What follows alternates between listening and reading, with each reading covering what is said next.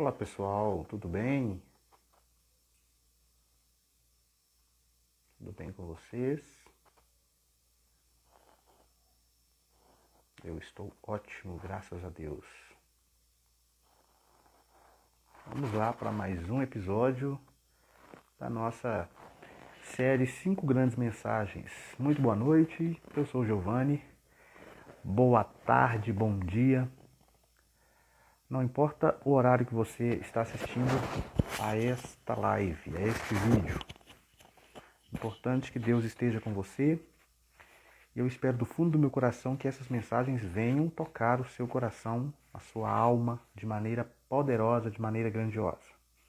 Antes de nós iniciarmos, você que está aqui no Instagram e também no YouTube, se você ainda não se inscreveu no meu canal Giovanni Alves, como está aparecendo aqui, inscreva-se, ative as notificações, deixe seus comentários, curta, compartilhe com seus amigos, para edificar cada vez mais a vida dos teus amiguinhos. E nós vamos então para esse terceiro episódio. Eu agradeço a Deus por esta oportunidade e vamos fazer menção então de um texto maravilhoso.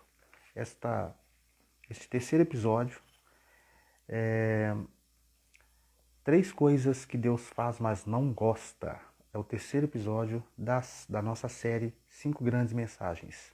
5 grandes mensagens que Deus tem colocado no meu coração ao longo de 10 anos, levando a palavra de Deus por aí. O texto de hoje encontra-se em 2 Crônicas, capítulo de número 7 e versículo de números 12, 13, 14 e 12, 13 e 14. E aqui diz o seguinte: Deus aparece a Salomão pela segunda vez e lhe faz promessas. Assim Salomão acabou a casa, versículo de número 11, acabou a casa do Senhor e a casa do rei, e tudo quanto Salomão intentou fazer na casa do Senhor e na sua casa, prosperamente o efetuou. E o Senhor apareceu de noite a Salomão e disse-lhe: Ouvi tua oração e escolhi para mim este lugar para a casa de sacrifício. Se eu cerrar os céus e não houver chuva, ou se ordenar aos gafanhotos que consumam a terra, ou se enviar a peste entre o meu povo, e se o meu povo que se chama pelo meu nome se humilhar e orar, e buscar a minha face, e se converter de seus maus caminhos, então eu ouvirei dos céus e perdoarei os seus pecados e sararei a sua terra. Muito obrigado por você que está nos acompanhando. Sejam todos muito bem-vindos. Sejam todos muito bem-vindos nesta live. Queridos, nós já vamos comentar este pequeno texto, estes versículos, né? E esta série, ela faz parte, esta mensagem, melhor dizendo, faz parte de uma série com 5 episódios. Se você quiser assistir os outros episódios, outros 2 episódios que já está disponível aqui no YouTube e aqui também no Instagram, é só você acessar o meu canal, Giovanni Alves, ok? Se inscrever, fique à vontade. E como eu já disse no começo, deixe suas notificações, ative as notificações, compartilhe, enfim. Meus amados, o texto que nós acabamos de ler, os versículos que nós acabamos de ler, menciona sobre a construção do templo que Salomão ergueu ao Senhor. Nós precisamos recordar que este templo que Salomão construiu para Deus, quem iria construir este templo seria o seu pai Davi. Porém, aprove a Deus permitir que Salomão tivesse todos os materiais, tivesse a mão de obra, tivesse tudo na medida certa que Deus quis, da maneira correta que Deus quis, para então construir este templo. E é importante mencionar que a Bíblia menciona, ao longo de toda a sua trajetória, e toda a sua história, toda a sua narração dos fatos, da história, do mundo, da criação, a partir do momento em que Deus entra em contato com o ser humano, a Bíblia menciona por diversas vezes a palavra templo. Veja, a palavra templo. Então, para começar, a palavra templo foi usada como habitação de Deus na terra. Então, nós tivemos o tabernáculo, né? É só mencionar também a palavra templo como morada de Deus. O próprio Salomão, o profeta Ezequiel mencionou muito bem, o templo de Herodes, o corpo de Cristo hoje é também chamado de templo do Espírito Santo, como o apóstolo Paulo disse, não é verdade? Vós sois templos do Espírito Santo. Então nós hoje como casa, morada, habitação. Então quando nós falamos o templo do Espírito Santo é exatamente o corpo físico dos crentes em Cristo Jesus. Templos do Espírito Santo. E não apenas uma visitação esporádica do Espírito Santo, como era no Antigo Testamento, nos tempos passados. E sim, nós somos moradas. Nós somos moradas, templos do Espírito Santo. Ok? E também a Nova Jerusalém, no livro de Apocalipse, mencionada como templo. A Nova Jerusalém como templo eterno que nós vamos morar um dia em nome de Jesus. Então Salomão, ele edificou esse templo ao Senhor, não é? Com muito esforço. A mão de obra, os próprios materiais, tudo ali, houve um esforço muito grande, uma coisa muito grandiosa, não é verdade? Mas, e aí Deus aparece ao rei Salomão e lhe deu, né, condições para que a sua presença permanecesse naquele lugar. Ou seja, a sua presença estivesse em continuadamente com Salomão. É importante nós mencionarmos que para a gente relacionar com Deus, para termos relacionamento com Deus, é condicional. Não é simplesmente eu vou ter comunhão com Deus, eu vou ter contato com Deus. E simplesmente não ter que fazer nada, não ter que se desprender de nada, não ter que oferecer nada. É só a via de mão única. Deus me dá e eu não tenho nada que entregar a Deus. Não é bem assim que funcionam as coisas. Na palavra de Deus não é assim. Quando Deus nos dá algo, Ele também condiciona que o seu relacionamento conosco, o nosso relacionamento com Ele e o seu relacionamento conosco tenha uma forma condicional. E é isso que Deus propôs para Salomão. Então, nós vamos ver aqui dentro deste texto. Então, Deus expressou a sua vontade em habitar no meio do seu povo, que é o que está informando este texto de 2 Crônicas, capítulo de número 7, a partir do versículo 11 até o versículo de número 14.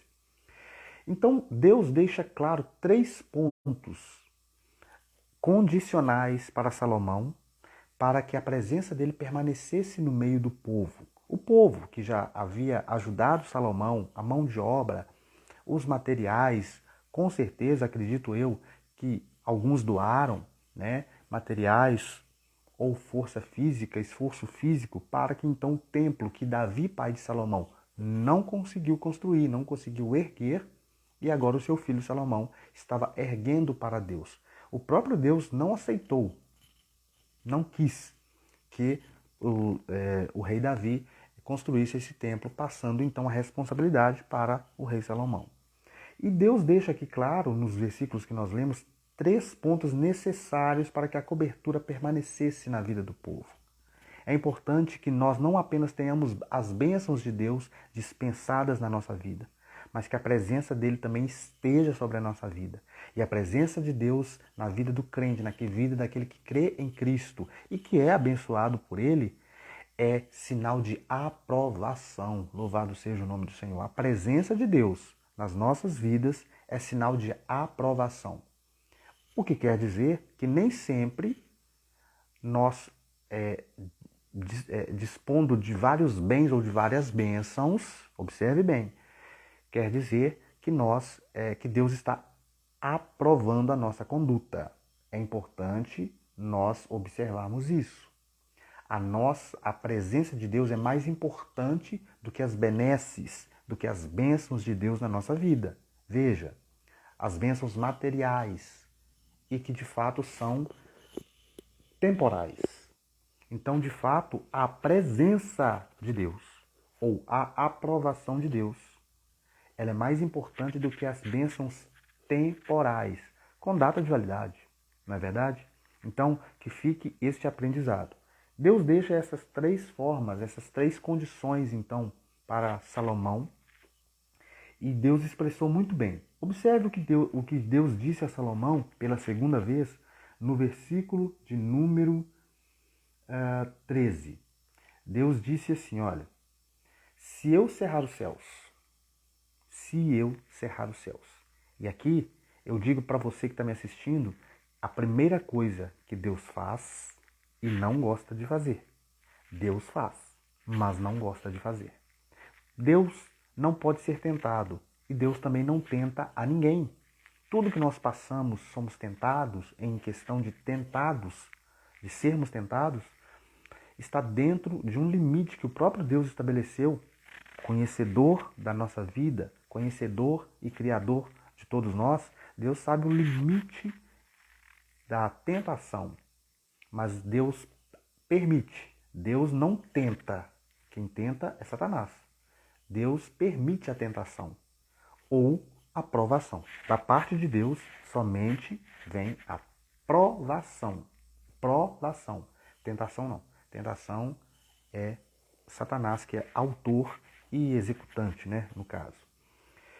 Então Deus disse, olha, se eu cerrar os céus, isso é perigosíssimo. Porque quando Deus resolve cerrar os céus, está falando aqui, no contexto que o povo vivia, está falando de agricultura, mas se eu cerrar os céus, eu não mandar chuva, né?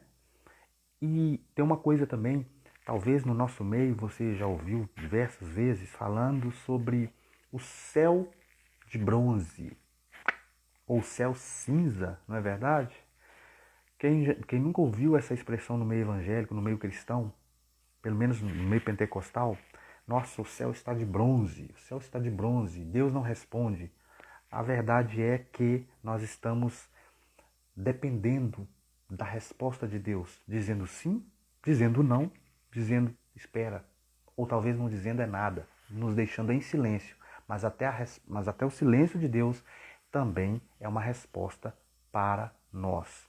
Então, aqui diz, se eu cerrar os céus, está falando de agricultura, né? Está falando desse contexto aí de agricultura. A segunda coisa, enviar gafanhotos.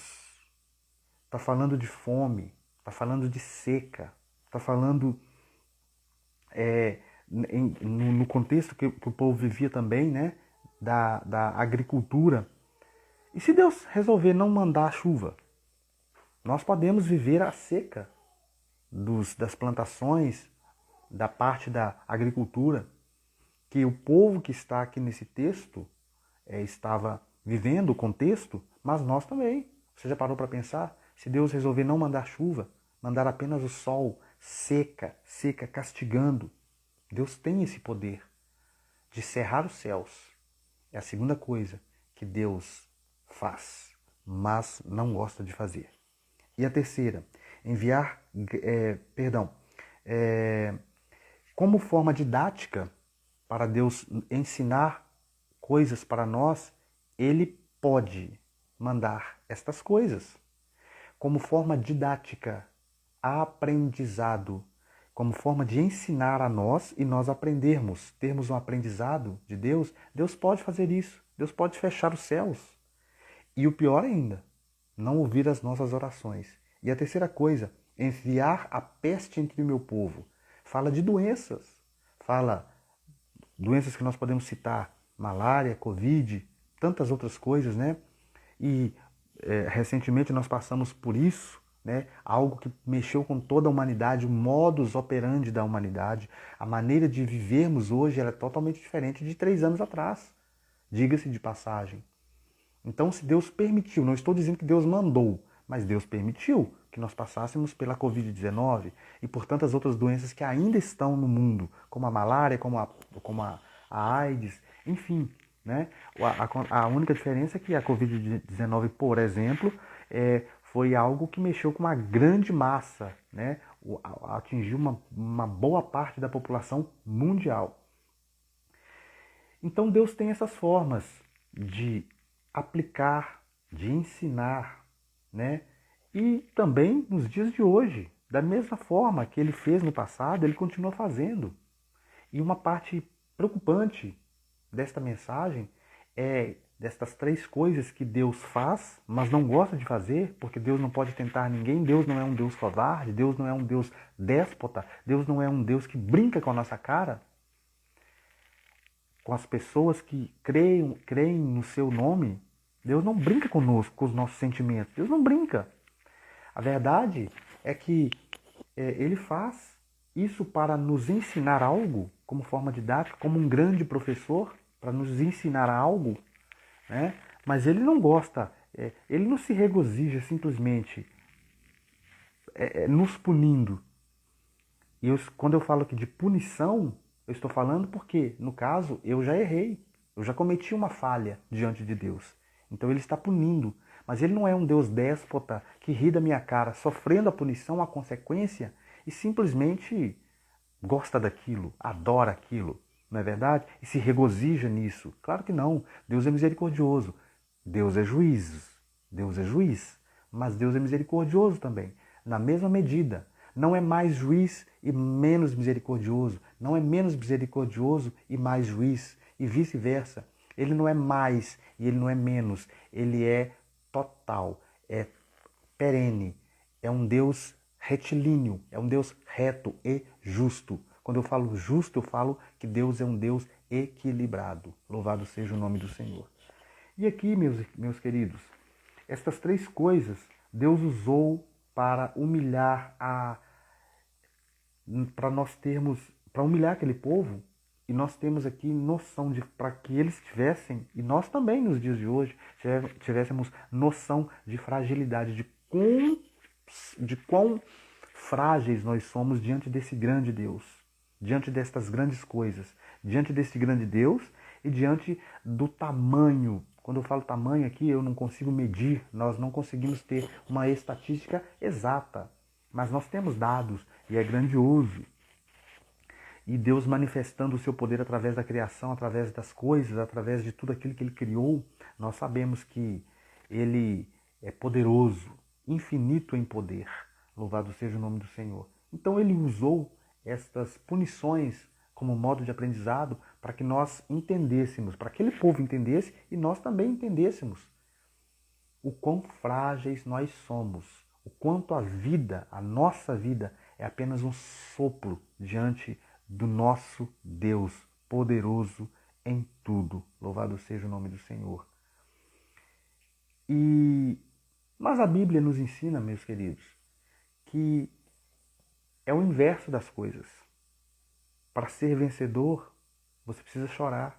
A Bíblia diz que a oração é um exercício de quebrantamento, a oração é deixar de confiar na própria força, na força do seu próprio braço. A Bíblia menciona que há homens que confiam em carros e cavalos. Está falando de confiar em força, está falando de confiar em objetos, em aquilo que é usado para trabalhar, para conquistar. Essas coisas que nós usamos nos dias de hoje, no nosso trabalho, nas nossas atividades corriqueiras, cotidianas, é importante, mas não é tudo. Porque a grande força está nas mãos do nosso Deus. Então, se nós necessitamos que Deus entre na nossa causa, nós temos que nos quebrantar o nosso coração e confiar completamente em Deus. Claro que nós temos que fazer a nossa parte. E também, quando eu falo isso, eu não digo ensinar Deus a trabalhar. Claro que não. Mas nós precisamos fazer sim a nossa parte e deixar que o sobrenatural Deus continua fazendo. No campo natural, nós podemos ser conquistadores, nós podemos conquistar sim, ter trabalho, usar as nossas forças físicas, intelectuais, forças de grandeza, e a gente consegue. mas, sobretudo, nós temos que contar com a bondade e a misericórdia do nosso Senhor e Salvador, Jesus Cristo. E orar e colocar-se de joelho e prostrar-se diante da presença desse Deus é um exercício de quebrantamento. Buscar a face do Senhor. Temos aqui estas recomendações de Deus. Eu disse no começo que o relacionamento com Deus, a comunhão com Deus, é condicional. Então, Deus está pronto em todo o tempo para nos atender, mas o relacionamento com Ele é condicional. Então, nós precisamos apresentar a Deus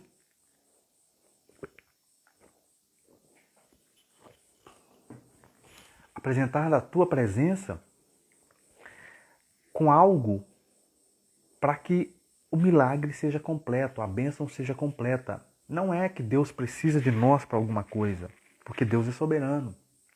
Mas Deus está aqui ensinando que nós precisamos dar uma contrapartida.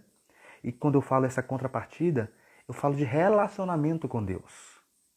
É isso que Deus quer o tempo todo. A Bíblia Sagrada narra Deus entrando no meio da humanidade, Deus encarnando, o próprio Jesus Cristo encarnando no Novo Testamento, no livro de João, encarnando, ele se desfazendo da sua glória para saber o que a gente sente, viver o que a gente vivia, o que o povo vivia, para tentar entender. Né? Claro que ele entende, ele é onisciente, louvado seja o nome do Senhor e poderoso, mas ele se fez de servo humilde, para nos mostrar que, como servo humilde, ele venceu tudo e todos, e nós também venceremos. Louvado seja o nome do Senhor. E nesse relacionamento com Deus, nesta parte de relacional do Criador com nós que somos criaturas e agora filhos adquiridos através de Jesus Cristo, adquiridos por Deus através de Jesus Cristo, né, no sacrifício vivo,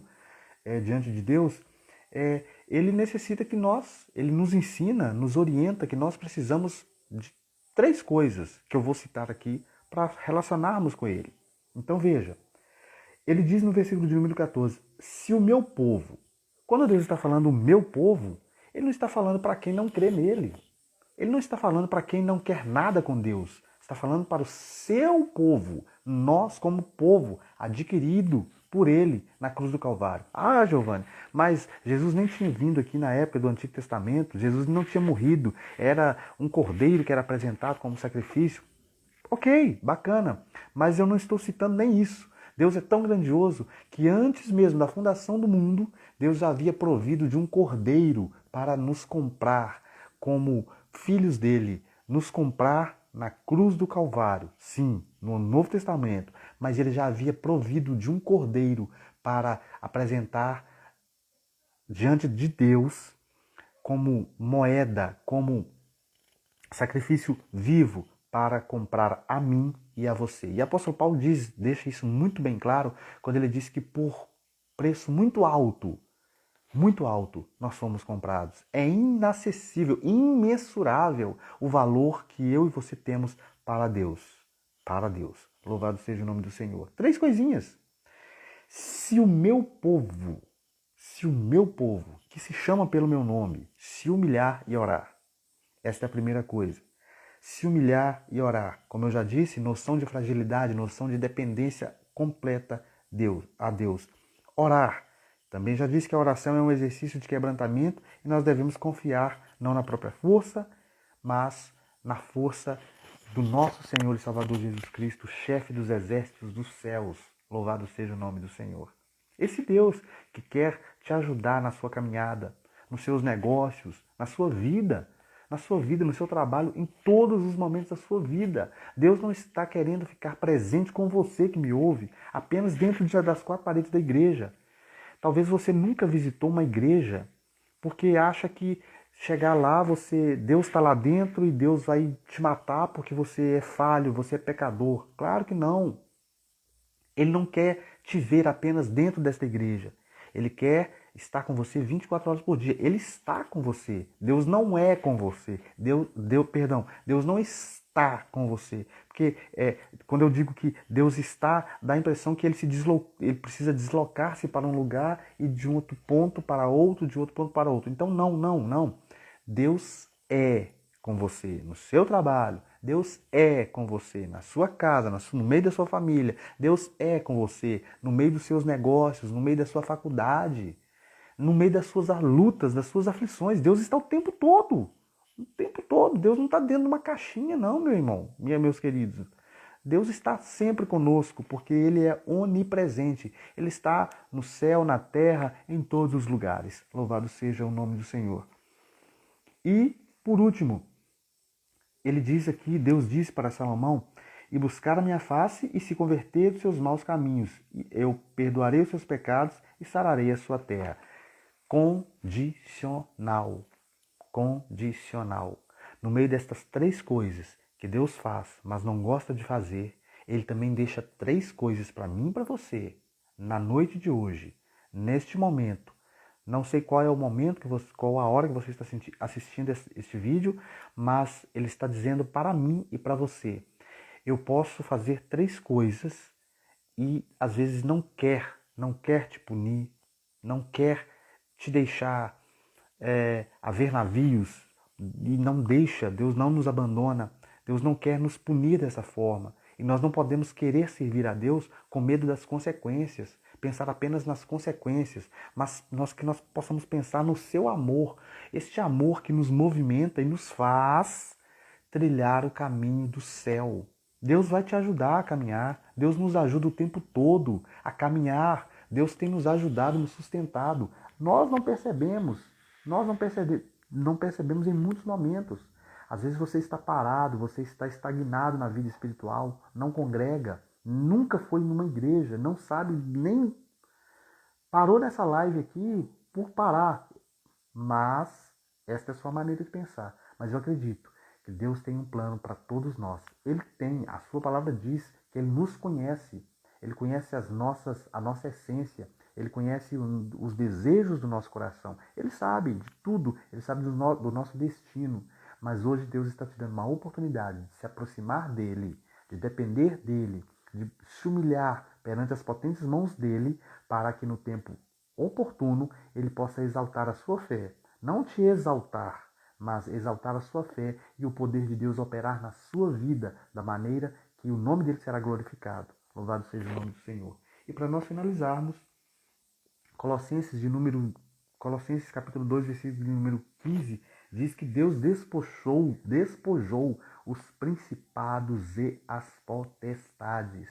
Então, Deus é vencedor, Jesus é vencedor, Ele venceu tudo por nós e Ele quer fazer parte da minha e da sua vida. Ele quer estar conosco todos os dias, na sua luta, no seu trabalho, nas suas alegrias também, por que não dizer isso? Ele não quer ver só quando você está com problemas. Não, Ele quer sorrir com você, Ele quer chorar com você, Ele quer te abraçar, Ele quer te dar a correção, porque Ele é Pai, porque Ele é dono, porque Ele é Criador, porque Ele te ama e me ama também. Então, meus amados, três coisas que Deus faz, mas não gosta. Cerrar os céus. Cerrar os céus.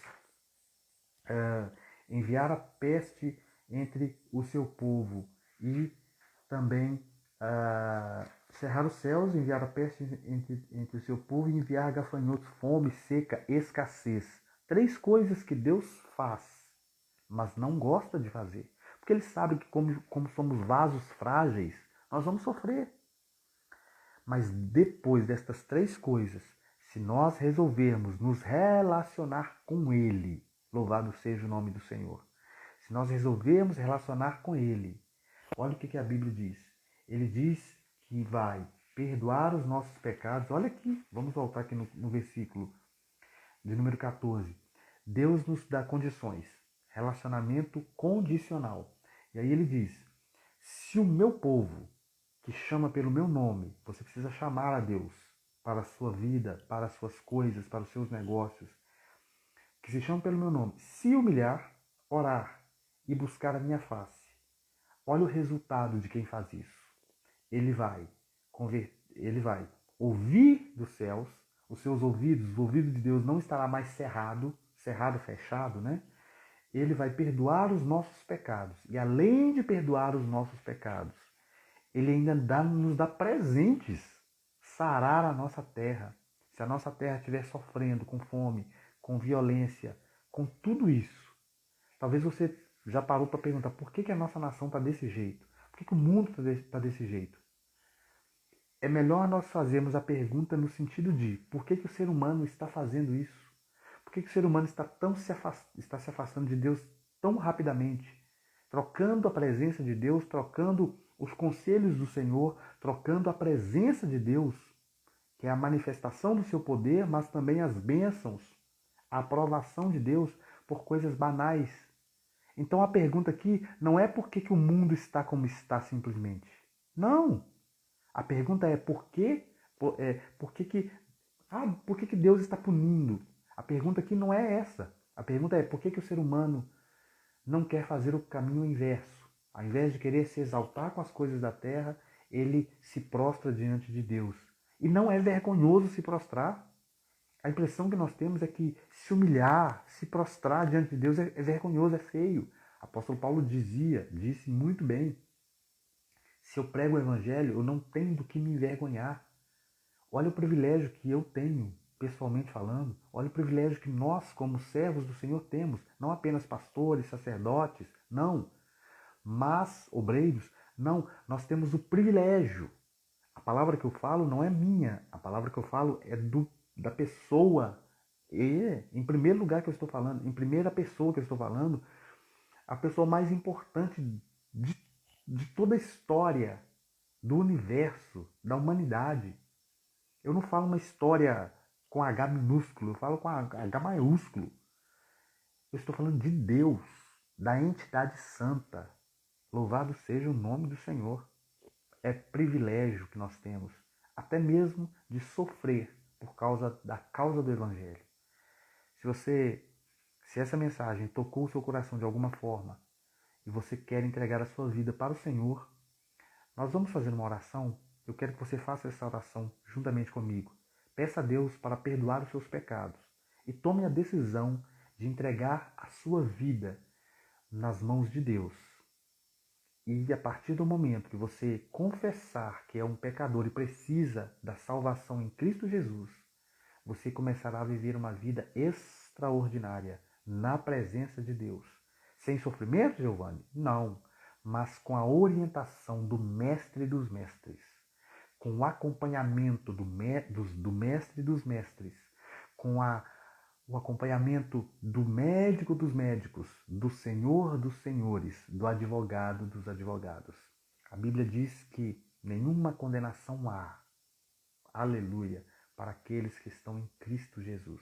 Essa condenação que eu estou falando não é a condenação da terra, é a condenação eterna. Nenhuma condenação há para aqueles que entregam a vida para Jesus. Posso orar pela sua vida? Feche os seus olhos e confesse a Deus os seus pecados, em nome de Jesus. Senhor Deus, nós te damos graça mais uma vez, por o privilégio que nós temos, ó Pai, de poder falar da Tua palavra, de poder compartilhar, Senhor, da Tua palavra maravilhosa nesta noite, neste dia, nesta tarde. Eu te peço que abençoe esta pessoa que está acompanhando esta transmissão, em nome de Jesus. Te peço também, Senhor, que o Senhor perdoe os pecados dela. Ela está confessando ao Senhor como um Senhor e Salvador da sua vida. Perdoa os seus pecados, dá uma nova chance a ela, Senhor. Muda completamente os maus hábitos. Muda, Senhor, completamente, Senhor, a maneira de pensar. E agora a tua graça repouse sobre a vida desta pessoa em nome de Jesus. Louvado seja o nome do Senhor. Que você possa receber a Jesus Cristo como seu único e suficiente Salvador. Jesus é suficiente para te salvar. Não apenas os seus bons atos a partir de agora, ou se é que já estava fazendo. Não, não é pelas obras, mas é pela fé. Se você crê que Jesus morreu na cruz para te salvar, você está salvo. Confesse a Ele e no mais, tudo Ele fará.